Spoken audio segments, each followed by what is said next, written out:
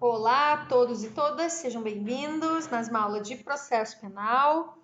Nós estamos terminando a análise da competência, então a gente está analisando as regras de competência penal, né? Essas regras que são um pouco chatinhas, mas muito importantes de serem compreendidas, porque podem levar, como levam, a uma nulidade processual, uma nulidade absoluta em se tratando de competência em razão da matéria e em razão da prerrogativa de função. A gente já analisou a competência penal em razão da matéria, então analisamos as justiças especiais, militar e eleitoral, as justiças comuns, federal e estadual. E agora a gente vai analisar as últimas regras de competência relacionadas à competência em razão da prerrogativa de função. Então, esse é o nosso último tema relacionado à competência. E então, preste atenção para a gente poder, na quinta-feira, fazer a nossa live para tirarmos dúvidas e debatermos um pouco toda essa questão, tá? Primeira coisa, gente, vocês vão me ouvir falar aqui prerrogativa de função, tá? E não foro privilegiado. Normalmente, essas regras de competência que a gente vai tratar aqui hoje são comumente chamadas de foro privilegiado, tá? Não gosto dessa expressão por não considerar exatamente um privilégio, mas uma prerrogativa funcional. Então, se trata essencialmente de uma prerrogativa e não um privilégio funcional. Por que funcional? Porque determinadas pessoas, por exercerem determinadas funções, então não é exatamente a pessoa, não é um privilégio da pessoa, do fulano. É uma prerrogativa em decorrência da função que a pessoa exerce. De ser julgada, então a prerrogativa de ser julgada originariamente por determinados órgãos. Então, especificamente órgãos hierarquicamente superior àquela função, cargo ou mandato a que aquela pessoa ocupa. Ou seja, qual é especificamente falando, a justificativa política, né, a necessidade política, e aqui estou falando política no seu cunho, obviamente não partidário, né, mas um caráter público e político comum, aqui devemos pensar como necessária algumas prerrogativas, né? E a justificativa é para que se assegure a independência de quem julga. Quando a gente pensa a partir dessa chave de leitura, a gente consegue compreender mais facilmente, né, a necessidade dessa prerrogativa. Quando a gente imagina, por exemplo, um juiz de primeiro grau julgando o ministro da Justiça, ou mesmo um desembargador, né? É por isso que nós falamos que a garantia de quem julga e também de quem é julgado, né, é uma garantia de todos, é uma garantia do devido processo. E essas regras são regras indisponíveis, por isso que levam a uma nulidade absoluta quando infringidas e quando violadas, tá? Então, ainda dentro dessas introduções que eu estou querendo aqui trazer para vocês, é mais do que equivocada a ideia de que a prerrogativa de função constitui um grande benefício para o réu, né? Um grande privilégio para o réu, nem sempre. Nem sempre. Então, esse argumento, um argumento bastante raso, superficial, né, rasteiro mesmo, né, de quem não compreende ou não quer compreender as coisas, né?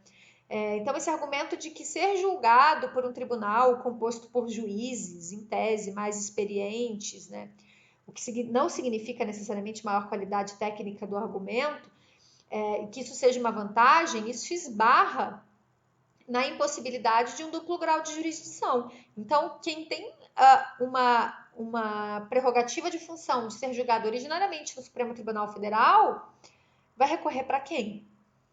Então, assim, o que a gente vai analisar aqui são essas questões preliminares, quem tem essas garantias ou essas prerrogativas e aonde estão essas prerrogativas, tá?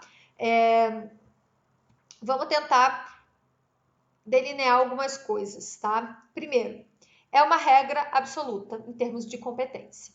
Ao lado da competência ratione matérica, em razão da matéria, o fato de o agente exercer determinada função quando da prática do delito implica em alterar a aplicação dos critérios anteriormente vistos. Isso não viola o juízo natural, tá? Então, o que prevalece em termos de competência? Prevalece sempre essa competência, em razão da matéria e em razão... prevalece sempre a competência em razão da prerrogativa de função, ela prevalece em relação ao lugar do crime. Até porque, em geral, né, o julgamento vai caber a um tribunal. E, claro, em alguns casos, também vai alterar a própria competência em razão da matéria, né, como a gente vai ver daqui a pouco. Deu para entender? Então, assim, inicialmente, importante dizer, a prerrogativa de função, ela não é necessariamente um privilégio. Ela, em alguns casos, algumas vezes, pode acabar suprimindo o duplo grau de jurisdição. Ela é determinada e ela é garantida para determinadas pessoas durante o exercício, né, da sua função, cargo ou mandato. E, especialmente para terminarmos essas linhas introdutórias, é um tema que está em constante mutação jurisprudencial. O que significa dizer, vocês vão ter que sempre estar por dentro das novidades em relação a como os tribunais, né, da forma com que os tribunais estão consolidando determinado pensamento em matéria de prerrogativa de função, em se tratando de competência penal. Tá? Por quê? Por esse motivo mesmo, né, paira uma insegurança jurídica por conta dessas oscilações de humor dos tribunais superiores, especialmente do Supremo Tribunal Federal. Até porque se está diante, né, nesse tema prerrogativa de função, de um tema bastante debatido em termos de senso comum, né? Debatido aqui a partir de argumentos rasteiros mesmo, mas é algo que acaba sendo bastante midiático porque as pessoas tendem a acreditar que é uma garantia que deve cair, né? Por ser um privilégio que não deveria existir. Mas, enfim, a gente está aqui então para tentar entender todas essas regras, tá? Vocês não sei se lembram do julgamento da ação penal 937, ação penal 937, que foi julgada em 2018, o plenário do Supremo firmou entendimento no sentido de restringir o alcance da prerrogativa de função dos deputados federais e senadores. Deputados federais e senadores, ou seja, os parlamentares das duas casas do Congresso, Câmara dos Deputados e Senado Federal. Então, o que a gente tem de novo entendimento firmado em maio de 2018 que vocês precisam saber? É o seguinte, a prerrogativa de função ou de foro dos deputados federais e dos senadores só se aplica aos crimes cometidos durante o exercício do cargo,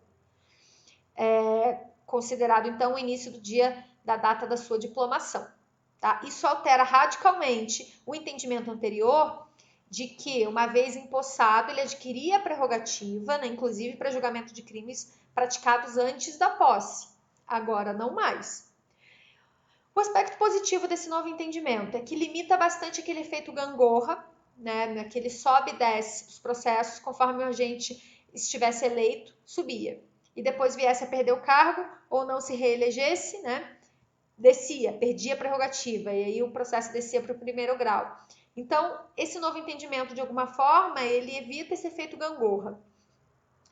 Por outro lado, há uma desvantagem, né? A desvantagem é que um juiz de primeiro grau, por exemplo, ele vai ter que julgar um senador ou um deputado federal em exercício, o que pode criar constrangimento, pressão, favorecimento, perseguição política, especialmente nesse momento que nós vivemos de aquilo que se chama de lawfare, né? Enfim, pode acabar criando embaraços, né, e problemas para a independência e para a imparcialidade da jurisdição. Né? Pense em um juiz de primeiro grau tendo que julgar um senador ou um deputado federal. Inclusive, esse era o argumento utilizado, né, pela doutrina e pela jurisprudência, antes da mudança de entendimento, para justificar que, uma vez empossado, a gente adquiria a prerrogativa para julgamento, inclusive, de crimes praticados anteriormente. Tá? Então, vocês precisam saber desse novo entendimento. Inclusive, né, como já advertiu o ministro Gilmar Mendes no voto dele, em que ele exclui a competência do STF para os crimes cometidos antes da posse, mais relacionados com a futura atuação parlamentar, como, por exemplo, financiamento irregular de campanha, Caixa 2, corrupção, lavagem de dinheiro, evasão de divisas, enfim, cometidos antes da posse, mas em razão do cargo que o agente viria a assumir, né? Esses crimes diretamente relacionados ao futuro cargo, segundo o seu voto, deveriam ser objeto de julgamento pelo Supremo Tribunal Federal. Mas não foi esse o entendimento que prevaleceu, tá?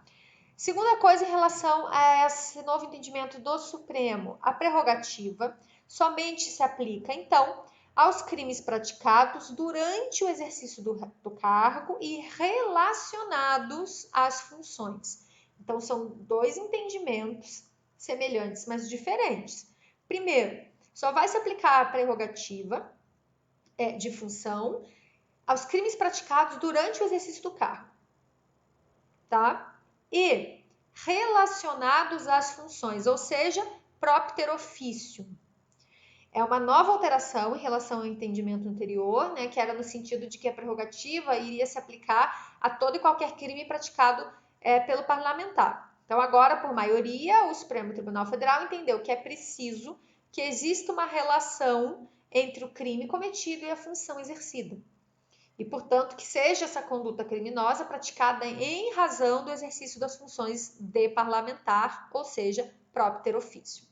Então, para os ministros Alexandre de Moraes, Ricardo Lewandowski e Gilmar Mendes, a prerrogativa deveria servir para qualquer crime, tá? E a exigência de uma valoração por parte do julgador acerca de ser ou não o crime cometido em razão das funções abriria um imenso espaço impróprio de discricionariedade judicial, diga-se de passagem. Esses votos, então, foram vencidos e o que fica tem que ser um crime propter officio, tá? Bom, vamos pensar encerrada a instrução. Então, uma vez encerrada a instrução, vai haver aquilo que se chama de perpetuatio jurisdictionis. Uma vez encerrada a instrução, com a publicação do despacho de intimação para apresentação das alegações finais, então já no final do processo, antes da sentença, vai haver uma perpetuação da jurisdição. Ou seja, ainda que o parlamentar, o deputado federal ou senador renuncie, seja ele cassado ou não se reeleja, o processo continua no Supremo, no STF. Então, é também mais uma tentativa de se evitar o efeito gangorra. Alguns ministros chamam de efeito elevador, tá? Que acaba sendo sempre apontado como um gerador de impunidade. Tá bom? Por último, em relação a esse novo entendimento do STF, o novo entendimento do STF é no sentido de se aplicar a todos os processos pendentes no STF. Em síntese, até uma síntese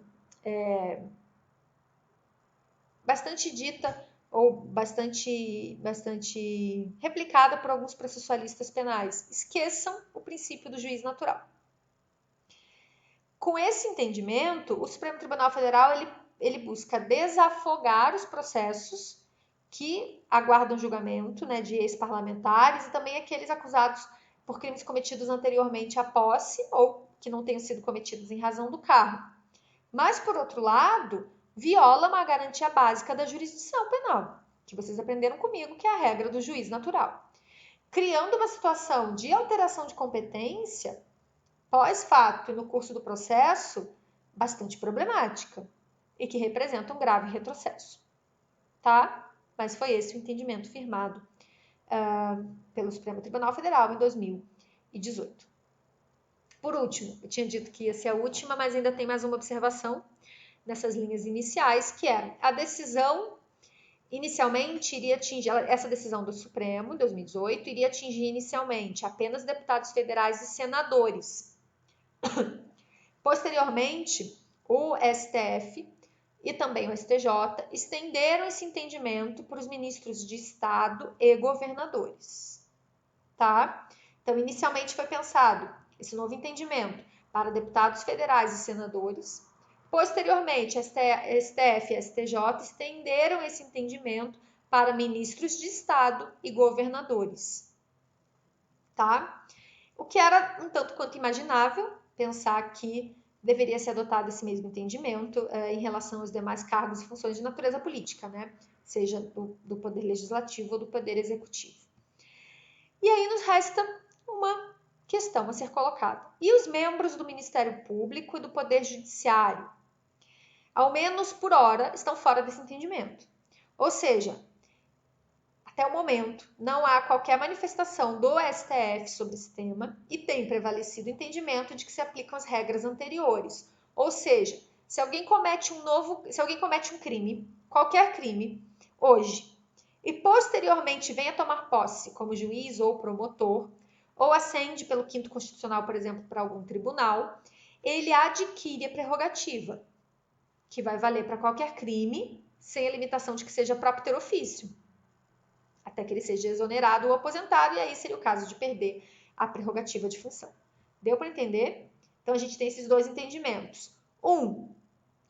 Que tem a ver com o exercício do mandato, do cargo e próprio ter ofício. Isso é estabelecido para cargos políticos, para mandatos políticos. E outro entendimento, que é o entendimento já afirmado pelo STF, que não mudou em 2018 e que vale, portanto, para juízes e promotores, especificamente aqui, que é, se hoje comete um crime e amanhã toma posse como juiz, vai ter o direito ao julgamento por um tribunal diferenciado, por um tribunal